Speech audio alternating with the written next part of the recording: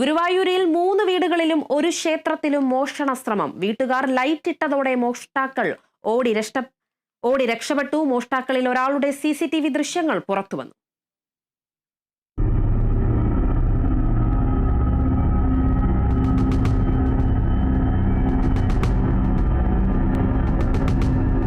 താമരയൂർ സമൃദ്ധി ഗ്രാമത്തിൽ ലോറൻസ്, മഹേഷ് ഗോപി, കൃഷ്ണൻകുട്ടി എന്നിവരുടെ വീട്ടിലും താമരയൂർ ശ്രീ ധർമ്മശാസ്ത്ര ക്ഷേത്രത്തിലുമാണ് മോഷണശ്രമം നടന്നത്.